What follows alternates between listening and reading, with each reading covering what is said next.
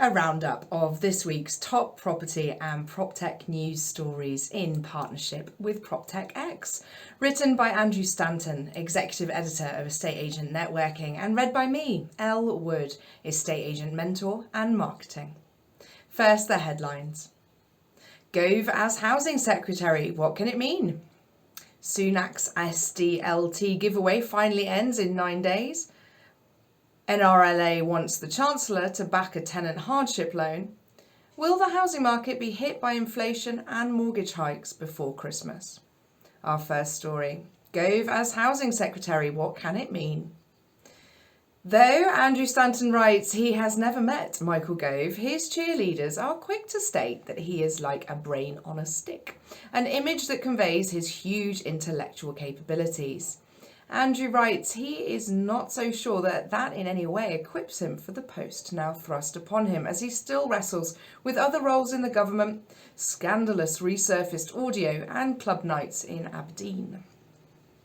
On close inspection, he does seem to have some of the familiar traits of his predecessor, Robert Jenrick, who was compromised by the Richard Desmond debacle, among other things. As reported in The Times recently, Gove received £100,000 from a British-German property developer just 3 weeks before his appointment. A spokesperson from the Housing Ministry was quick to go on record saying that all donations to Gove had been declared. But you cannot help but think that a Secretary for Housing should be above reproach and have no financial ties to bodies that might mire his office. But brushing this unfortunate truth aside, let us look at the biggest thing on Gove's immediate agenda, the 300,000 new homes. Lest we forget the EU battle bus promise of £350 million going to the NHS each week if Brexit got done, which obviously failed to materialise. Now workers of all ages are shouldering the cash. Having a big brain is one thing. Delivering and executing on promises, as we often find out, is something entirely different.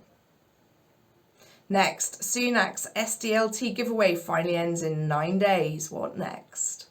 So the 30th of September draws ever near, and so too does the final deadline day for the stamp duty initiative.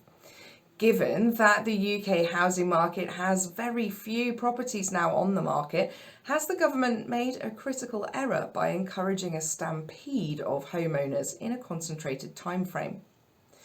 One thing's for sure, it's forced house prices up and distorted the usual ebb and flow of the housing market.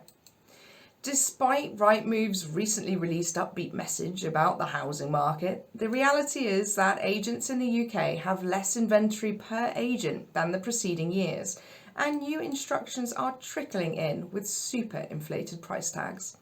Some property pundits are drawing comfort from the fact that the scarcity of unsold property is keeping prices high and the sales cycle to a minimum.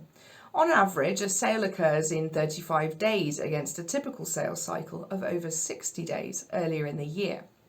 But if there are only a few houses on the market and only a few coming to market, then the housing market has slowed. This is the first sign of a slowing market is people not moving, which means less inventory. Sooner or later, they'll run out of things to sell. Traditionally, the selling and listing season for estate agents runs until late October, with Halloween heralding long dark nights, weekend viewings and a general slowdown as Christmas looms.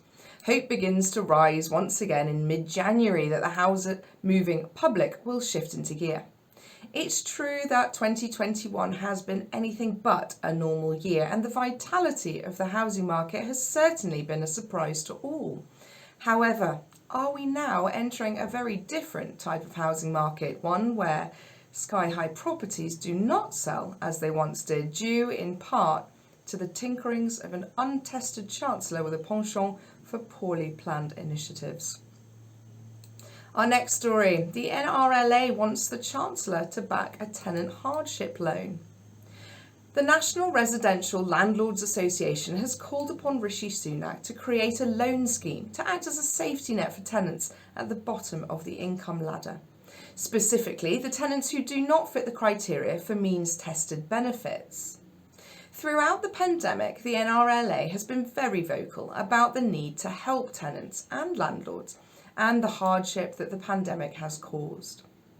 The Chancellor has of course been looking after the residential sales market by changing the tax rules around SDLT, but he seems less willing to focus on those in the letting sector. At present, it is estimated that just under 10% of tenants in the private rented sector are in arrears, a blow to both tenants and landlords. In a recently published end of furlough briefing titled Tackling the COVID Rent Debt Crisis, the NRLA states the following. Private renters and landlords across the country now face a cliff edge as a result of the end of furlough ending alongside cuts to benefit support. The Bank of England has noted that renters are more likely than any other group to have lost their jobs or been furloughed, whilst the government admits that many landlords are highly vulnerable to rent arrears. This report highlights growing concerns about the impact that a failure to tackle COVID-related rent debts, which are affecting almost 1 in 10, which is over 800,000 tenants, will have on their ability to remain in their homes and the damage it will cause to their credit scores. By the government's own admission, private renters have been one of the hardest hit groups by the pandemic. The proportion of renters in arrears tripled from 3% in 2019-20 to 9% in November-December 2020. In stark contrast, as the government notes, mortgage arrears have returned to pre-pandemic level, whilst the proportion of social rents in arrears has not changed during the course of the pandemic. Additional research for the NRLA has found that those in the private rented sector who, since lockdown measures started, have built arrears which remain to be paid off, 82% were not in arrears at the start or prior to the pandemic. Will Rishi Sunak act now, or will he look the other way and allow a big problem to grow bigger as the end of furlough and winter looms large? Will the housing market be hit by inflation and mortgage hikes before Christmas? Just as things seem to be getting back to normal, over 800,000 households are now facing higher utility bills, with gas prices rising 6 times in 12 months and 6 energy firms failing in a very short space of time. To compound this, we're seeing wage inflation with over 1 million jobs unfilled, a new home sector hit hard by a lack of skilled workers, and the breakdown in supply chains. Despite the government's assurances that everything is just a blip and things will normalise, we are likely to see the cost of living rise, which means that the Bank of England will be writing some difficult letters pretty soon. There are also signs that the housing market, which was put on steroids by the Chancellor, might actually have a darker side at play. Despite the level of inventory, the volume of properties for sale is low, keeping prices high. Those buying properties with a mortgage were, in the main, looking at a fixed rate mortgage option. The significance of this is that buyers only look to fix their mortgage rate if there is a collective belief that the Bank of England base rate might rise from its 0.1% level, triggering the need to pay more cash each month if they just took out a variable rate. In a recent article from The Mortgage Introducer, Darren Cook, head of Analyzer Products at Moneyfacts, said, "Our latest research shows that over 8 in 10, 81.04% of consumers looking for a new mortgage during August searched for the availability of a fixed rate mortgage. That leaves less than 20% of consumers searching for a variable rate mortgage, which may indicate that a vast majority of potential new mortgage holders may be more risk adverse in the current economic climate. If the wheels do start to come off and the housing market falters, as it is the economic barometer of the UK on many levels, could it be the start of a very long winter of discontent?"